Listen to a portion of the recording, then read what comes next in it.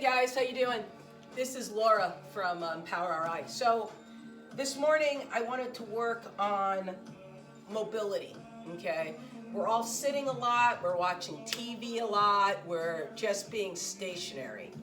And I understand everybody wants everyone to get up and move and do yoga, but what happens when you're feeling really tight? Like, how do you work into those really uncomfortable spots so movement is available to you? That's one of the things I want to bring to you. Now, one of the big tools we utilize is the foam roller. Get one.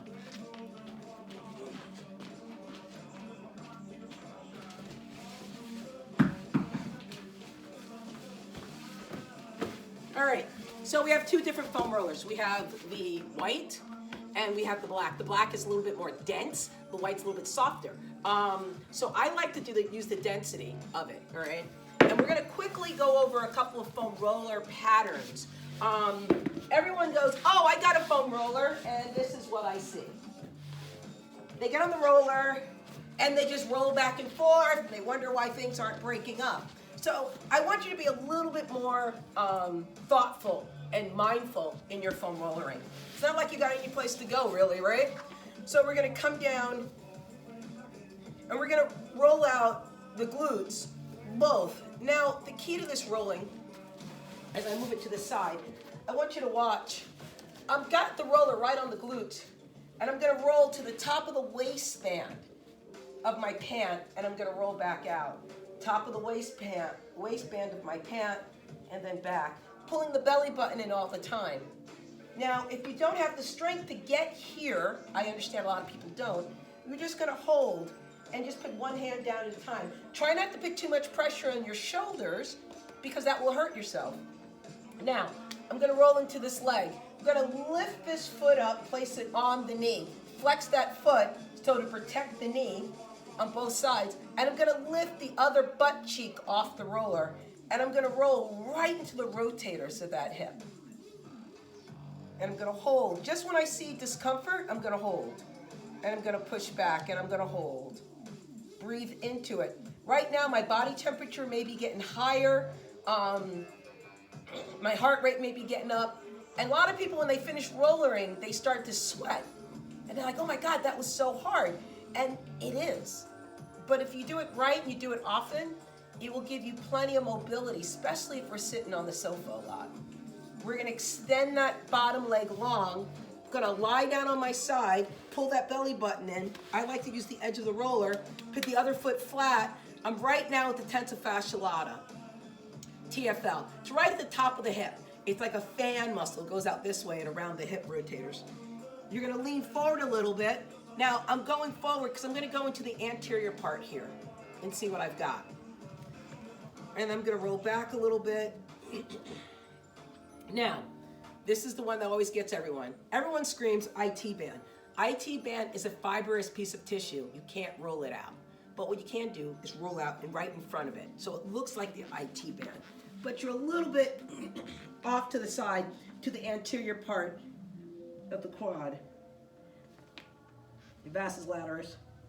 And we're going in there and we're rolling back out. Now, I started a little bit too far forward, so I'm gonna roll back a little bit. And I'm gonna go right in there, and I'm gonna roll that leg right out. Now, at the top of the hip, I'm gonna rotate over, gonna stay on my elbows, and I'm gonna crawl forward like an army crawl, pull the belly button in, and I like to flex and extend right here. And this may be just enough for you guys. This may be, Laura, this is insane. And I like to get right above the knee, because a lot of stuff hides there. And then I rotate back and forth a little bit. And then I roll back down. And then here, as I'm at the groin, I turn the rollers diagonally. And I drop my hips down, and I go for the inner thigh. And that's really kind of a tender spot. And I let that thigh just sit on the roller, and I pull my belly button in. And then I release. And I go down towards that knee again. And I breathe into it. Finding breath is huge. I come up, I turn myself. Now, this is the hamstring. I love to get the hamstring. And the hamstring is done simply by taking the roller, sitting it right at the top of the hamstring insertion, and rolling it out.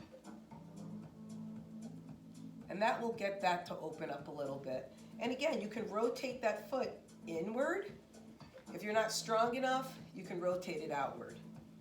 Now, I got people who can't roll. It's too much on their arms. It's too much on their shoulders. Hey, I get it. I really get it. I'm going to show you a little piece of some other stuff here real quick. Nothing's real quick. That's not true. I'm talking fast, but nothing's really quick. Going to have your pad right here. And we'll do some hamstring work. Now, tiger tail, the stick, tiger tail. Rolling pin works just as fine at home. Now, I was rolling out this right leg, and I'm just gonna, so you can use a rolling pin here. Say you can't get down on the roller and it feels uncomfortable, you can do this. You can also roll out the back this way and the hamstring. All options that can be done. By doing this, this will help open you up a little bit. So, we've been rolling, and it feels pretty good, but this hip is still tight. I'm gonna square off my hips to the front of the room. I'm gonna place my roller, my stick, into the earth. I'm gonna push down, ignite that energy, squeeze the back glute, and I'm gonna slowly lean forward into that stretch, back off, and lean into that stretch. Back off, and lean into that stretch. And that feels great. Now you can put the stick out in front of that knee if you want. Pull back, pull the belly button in. Good job. All right. So this leg is feeling pretty good right now. I'm not going to go into the other leg because I don't want to waste your time. I already did some work on that leg, but I am going to get my blocks because we're going to do some work here. Okay. Blocks are dope. What else? The other things, the tools that I like to use is a lacrosse ball. I use different balls. I'm into like having a plethora of different balls to play with. So, I have a softball. I have a lacrosse ball. I have a racquetball. Tennis ball. And if you guys ever remember this, a super pinky. I love this thing. All viable tools to utilize to help manipulate the tissue in your body. So this way you have a lot more mobility and you feel a lot more ability to move and to feel comfortable. All right, so we're gonna quickly do the calf. Emily, Dr. Emily, thank you so much for this, showing me this during a barefoot training certification. Gastroc soleus, right through here. The biggest part of the calf is where you're gonna place maybe a lacrosse ball. If that's too hard, you can go lighter. You're gonna place that foot up there and you're just gonna slap that foot down. We're not gonna roll back and forth on it. We're just gonna hold and make that muscle move through full range of motion. Then we're gonna rotate it towards the middle.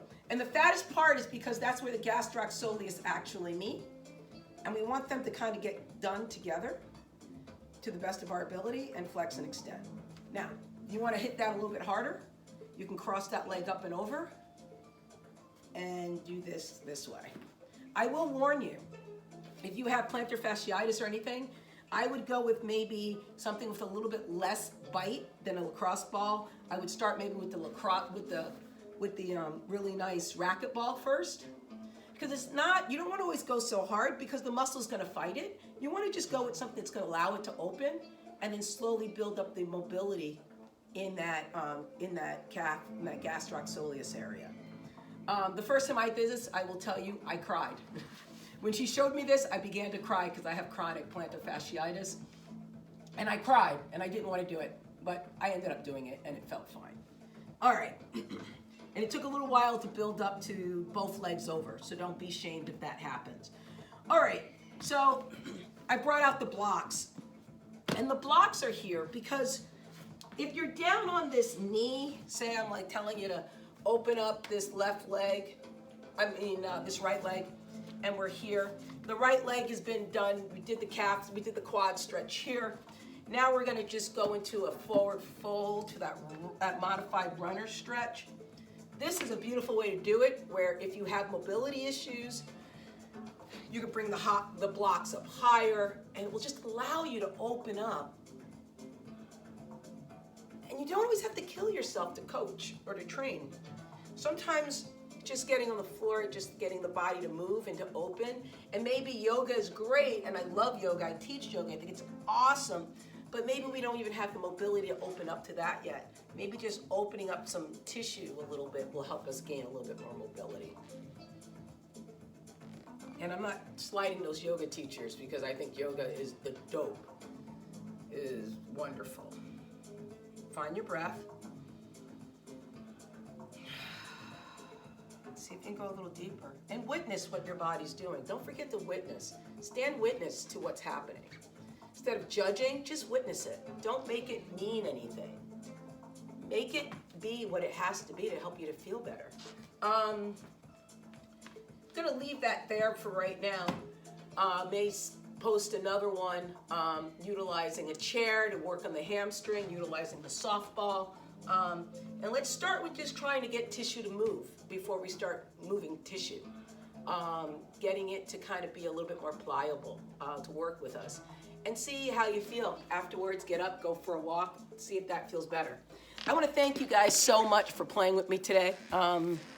Take care. I'm sending you love and light and blessings throughout this whole chaotic situation that we're in. I can be found at empowerri4@gmail.com. Sending love and light to everyone. Take care, guys. Blessings.